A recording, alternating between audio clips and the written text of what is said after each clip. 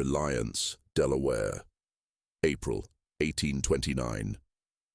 When tenant farmers digging a new cellar beneath the old Johnson's Inn broke through to a hidden chamber, they found what local authorities would later describe in hushed tones as evidence of wholesale slaughter. 11 skeletons, some still bearing rusted shackles. 3 were children. The bodies had been concealed beneath the floor for so long that the wooden planks above them had absorbed the smell of decomposition into their grain, making the entire structure reek of death in a way no amount of whitewash could conceal. But it was what the authorities found in the attic that made even hardened lawmen refuse to discuss the case publicly. A ledger, meticulously maintained over 27 years, documenting transactions that turned human beings into currency. Not the legal trade in enslaved people, though that was evil enough, but something darker. A record of free black people kidnapped, sold, and when sale proved inconvenient, murdered and buried beneath the inn where travelers had eaten and slept for nearly 3 decades, never knowing they were dining above a graveyard. The ledger's first entry was dated March 1802. The final entry was dated March 1829, written just weeks before the discovery, and every entry was signed in the same elegant handwriting. P. Cannon, proprietress. Patty Cannon. The woman who for nearly 30 years had operated the most profitable and most murderous reverse underground railroad in American history, hunting free black people and escaped slaves with the efficiency of a businesswoman managing inventory, disposing of those who couldn't be sold with the casual cruelty of someone discarding broken merchandise.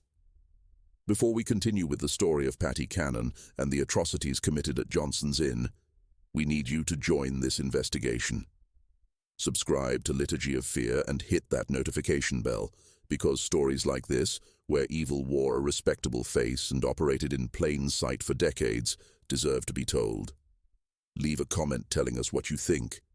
We want to know if you believe one woman could orchestrate such systematic horror for so long without anyone stopping her.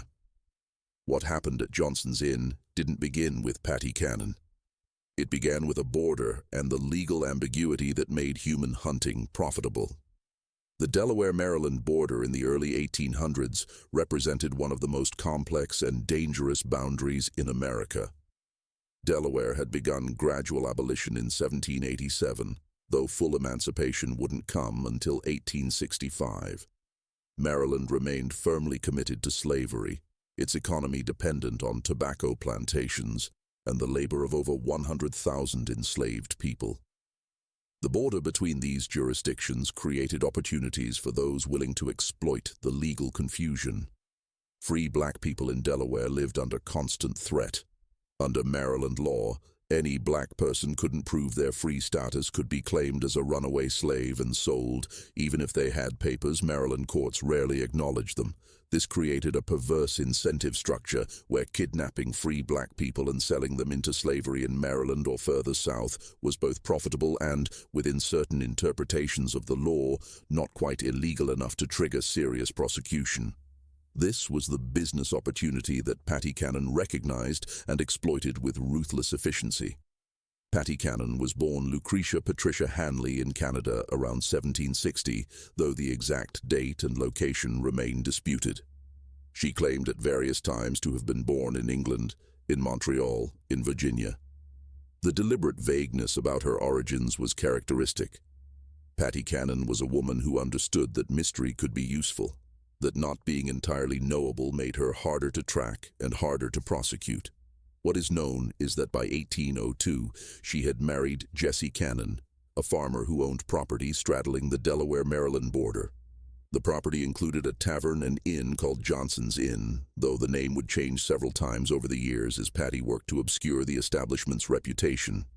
The location was strategic, remote enough for privacy, close enough to the border to allow quick movement between jurisdictions when convenient, positioned along routes that free black people and escaped slaves used when trying to reach Pennsylvania and actual freedom. Patty was 42 years old when she entered the kidnapping business, already past the age when most women of her era were considered elderly. But she was physically imposing, standing nearly 6 feet tall with broad shoulders and hands that witnesses described as mannish and powerful. She could handle horses, wield weapons, and most importantly, intimidate both the victims she hunted and the men who worked for her. Because Patty didn't work alone.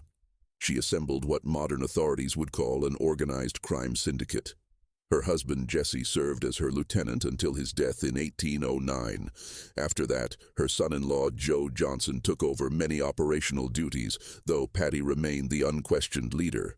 She recruited bounty hunters, slave catchers, corrupt constables, and poor white men willing to do anything for money. At its peak, her operation employed over 20 people in various capacities. The business model was simple and brutally effective. Patty's gang would identify targets. Free black people traveling alone, families living in isolated areas, escaped slaves trying to reach Pennsylvania, anyone vulnerable and valuable. They would kidnap these people, sometimes through outright violence, sometimes through deception, luring victims to Johnson's Inn with promises of work or shelter before attacking them. The kidnapped people would be held in the inn's cellar and attic, spaces that had been modified with chains, locks, and soundproofing to prevent screams from reaching travelers staying in the regular rooms. Patty would then contact slave traders in Maryland, advertising her captives for sale. She developed relationships with plantation owners throughout the South who asked no questions about where she acquired her merchandise. Those who could be sold brought prices ranging from $300 to over $1,000, depending on age, health, and skills. In modern terms, adjusted for inflation, Patty was making between $10,000 and $30,000 per victim. Over 27 years, she may have trafficked over 300 people, generating profits equivalent to several $1 million in today's currency. But not everyone could be sold. Children too young to work, adults too sick or injured to be valuable, people who resisted too violently, who might cause problems for buyers, people whose disappearance had attracted too much attention, making sale risky, and perhaps most disturbingly, people Patty simply didn't like, who had offended her in some way that triggered her rage. These people were murdered, and their bodies were buried beneath Johnson's Inn. The methodology of Patty's murders was revealed through testimony given by former gang members after her arrest, testimony so disturbing that newspapers of the era printed only euphemistic summaries. Patty preferred certain methods, blunt force trauma to the head with tools kept specifically for this purpose, strangulation, and for children, suffocation or drowning in the rain barrels behind the inn. She claimed these methods were efficient, leaving bodies that could be buried compactly and decomposed relatively quickly in the damp Delaware soil. She killed personally. This wasn't death by delegation. Witnesses reported seeing Patty drag victims from the cellar herself, strike them down with her own hands, then supervise their burial with the same attention to detail she brought to all her business operations. She kept the ledger updated meticulously. Names when she knew them or descriptions when she didn't. Purchase price if sold. Disposed if murdered. Burial location recorded with the precision of someone who might need to dig up the space later for additional bodies. The earliest confirmed murder was a man named Abraham Johnson, a free black farmer from Delaware, who had the misfortune of stopping at Patty's Inn in March 1802 while traveling to visit family. He was never seen again. His family reported him missing to authorities, but the investigation went nowhere. A black man's disappearance simply wasn't a priority for law enforcement. His body was the first one discovered in the cellar in 1829, identified by personal effects found with the remains. Over the next 27 years, the murders continued. A woman named Sarah and her 2 young daughters, kidnapped in 1805 while traveling to Philadelphia. The children were deemed too young to sell and too much trouble to keep. They were killed within days. Their mother was sold to a plantation in Georgia, where she likely died before seeing 25. An escaped slave named Thomas, who had reached Delaware and lived free for 3 years before Patty's gang identified him. He was beaten so severely during capture that his legs were broken. Unsellable in that condition, he was murdered and buried in the inn's root cellar. A free black couple named Marcus and Dinah Wright, married less than a year, who were traveling to Wilmington when they stopped at Johnson's Inn. Patty's gang attacked them in their room at night. Marcus fought back, injuring one of the gang members. For that resistance, both he and his wife were killed immediately rather than sold. Their bodies went into the cellar. Children. So many children. The ledger listed 14 children killed between 1802 and 1829, ranging in age from 2 to 14. Children were difficult to sell because they couldn't work immediately and required care that cut into profits. Children were also witnesses who might remember and someday testify. Patty solved that problem with the efficiency that makes her crimes almost impossible to process emotionally. What's particularly disturbing about Patty Cannon's operation is how long it continued without serious intervention. People noticed. Free black communities along the border knew about Johnson's Inn. They warned each other to avoid the area, to travel only in groups, to never stop at the inn no matter how tempting the shelter seemed. The informal network that would later become the Underground Railroad considered Patty Cannon one of the greatest threats to black freedom in the entire Mid-Atlantic region. White authorities knew too, or at least suspected. Multiple complaints were filed with Maryland and Delaware officials about disappearances near Johnson's Inn. Several local constables investigated and reported suspicious activity. But prosecuting Patty Cannon proved nearly impossible for reasons that reveal much about the legal and social structures of early 19th century America. First, she operated across state lines. Delaware officials claimed they had no jurisdiction because the crimes occurred in Maryland. Maryland officials claimed the opposite. This jurisdictional confusion allowed Patty to evade prosecution for years simply by moving victims and evidence across the border depending on which authorities were investigating. Second, the victims were black. In a society that had constructed elaborate legal and social structures to deny black humanity, crimes against black people simply weren't prosecuted with the same vigor as crimes against whites. Even when evidence was compelling, prosecutors were reluctant to pursue cases where all the victims were black and the perpetrators were white. Juries were unlikely to convict. The political will didn't exist. Third, Patty had connections. She paid bribes to local officials. She had relationships with powerful slave traders who benefited from her services. She knew which constables would look the other way and which judges would dismiss cases on technicalities. She was, in the language of organized crime, politically connected. And fourth, she was a woman. This worked to her advantage in ways that might seem counterintuitive. Law enforcement and society generally didn't believe women capable of such systematic violence. When complaints were filed against Johnson's Inn, investigators often assumed any crimes were being committed by the male gang members, that Patty was at most a passive participant. This gender bias allowed her to operate more freely than a man in her position might have.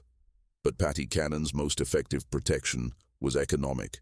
Her operation generated enormous profits, and those profits were shared. The slave traders who bought her captives made money. The plantation owners who purchased the enslaved people made money. The corrupt officials who protected her made money. The bounty hunters and gang members she employed made money. Patty had created an economic ecosystem that gave dozens of people incentive to ensure her business continued. She also had a reputation for violence that made people afraid to testify against her. Multiple witnesses who initially cooperated with investigations later recanted or disappeared. One man who testified to a Maryland grand jury about Patty's operation was found dead in a ditch 2 weeks later, officially ruled an accidental drowning despite the absence of water in his lungs. The message was clear. Crossing Patty Cannon was dangerous. For nearly 3 decades, this system protected her. Johnson's Inn became known throughout the region as a place to avoid if you were black, and a place to frequent if you were in the human trafficking business. Patty expanded her operation, opening satellite locations, forming alliances with similar operations in other states. By the 1820s, she was arguably the most successful kidnapper in American history, having trafficked hundreds of people and accumulated wealth that made her one of the richest women in Delaware. But in 1829, everything collapsed. The catalyst was surprisingly mundane.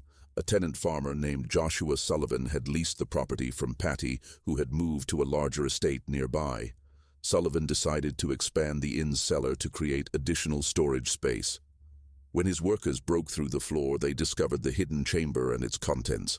Sullivan immediately contacted authorities. This time, the evidence was too overwhelming to ignore. 11 bodies, some still in chains. Personal effects that could be traced to missing persons cases going back decades. And most damningly, Patty's ledger, which she had left in the attic when she moved, apparently confident that no one would ever find the hidden chamber or connect the records to actual crimes. Delaware authorities arrested Patty Cannon in April 1829. She was 69 years old, still imposing, still defiant. She refused to answer questions, refused to show remorse, refused to acknowledge that she'd done anything wrong beyond operating a legitimate business in difficult circumstances. The trial was set for May 1829. Prosecutors planned to charge her with 11 counts of murder, plus dozens of counts of kidnapping and human trafficking. The case attracted national attention. Newspapers across the country covered the story, often with sensational headlines about the female monster and the devil's innkeeper. Just when we thought we'd seen it all, Patty Cannon's story takes its final dark turn. If this story is affecting you, share this video with someone who needs to understand how evil can operate in plain sight. Hit that like button to support our content and subscribe to never miss stories like this. Let's discover together how this monster's story ends, because what happened in that jail cell would deprive justice of its final moment. Patty Cannon never faced trial. On May 11th, 1829, just days before proceedings were scheduled to begin, she was found dead in her cell at the Georgetown, Delaware jail. The official cause was listed as suicide by poison. She had apparently obtained arsenic, possibly bribed from a guard or smuggled by a visitor, and consumed a fatal dose during the night. Her death was convenient for many people. The trial would have exposed the network of officials, traders, and businessmen who had enabled her operation. It would have forced Delaware and Maryland to confront their complicity in allowing her crimes to continue for nearly 3 decades. It would have created a public record of systematic kidnapping and murder that might have emboldened abolitionists and embarrassed slave-holding interests. Some historians believe Patty Cannon did commit suicide, that she chose death over the humiliation of a public trial and certain execution. Others suggest she was murdered, that powerful people decided she was too dangerous alive, that her testimony might implicate too many respected citizens. The truth remains uncertain. What is certain is that Patty Cannon's body was buried in an unmarked grave in a potter's field near Georgetown. No funeral was held. No marker was placed. The authorities wanted her forgotten as quickly as possible, but they couldn't erase what she'd done or what the discovery of her crimes revealed about antebellum America. The case exposed how profitable kidnapping free black people could be. It demonstrated how legal and social structures failed to protect black lives. It showed how one person's systematic evil could operate for decades when that evil aligned with economic interests and racial prejudices. The aftermath of Patty Cannon's exposure led to some legal changes. Delaware and Maryland passed laws attempting to close the jurisdictional loopholes that had protected her. Penalties for kidnapping free black people were increased, though enforcement remained inconsistent. Some of her known associates were arrested and prosecuted, though most received relatively light sentences. But the broader system that had made Patty Cannon's operation possible continued. The kidnapping of free black people remained a significant problem throughout the antebellum period. The domestic slave trade, which Patty had fed with her captives, continued to tear apart families and communities. The legal structures that denied black humanity remained in place until the Civil War and in many ways persist in modified forms today. The 11 bodies discovered beneath Johnson's Inn were eventually given proper burials in a small cemetery in Reliance. In 1961, a historical marker was placed near the site of the former inn, noting that Patty Cannon operated a kidnapping and murder ring from this location. The marker was vandalized multiple times and eventually removed. Today, nothing marks the site where one of America's most prolific serial killers operated for nearly 30 years. Patty Cannon's ledger was preserved and is now held in the Delaware State Archives, available to researchers. Reading it is a disturbing experience. The casual tone, The business-like entries, the complete absence of remorse or recognition that the merchandise being bought, sold, and disposed were human beings with families, dreams, and inherent worth. Modern historians estimate that Patty Cannon and her gang kidnapped between 300 and 500 people over 27 years. Of those, at least 50 were murdered, though the actual number may be higher. Bodies may remain undiscovered, records may have been destroyed, some victims may have been killed at locations other than Johnson's Inn. The psychological profile of Patty Cannon has fascinated criminologists and historians for generations. She was female in an era when women were presumed incapable of such violence. She was a businesswoman who treated murder as a management problem. She was a mother and grandmother who killed other people's children without apparent remorse. She maintained an outwardly respectable persona while operating a torture chamber beneath her inn.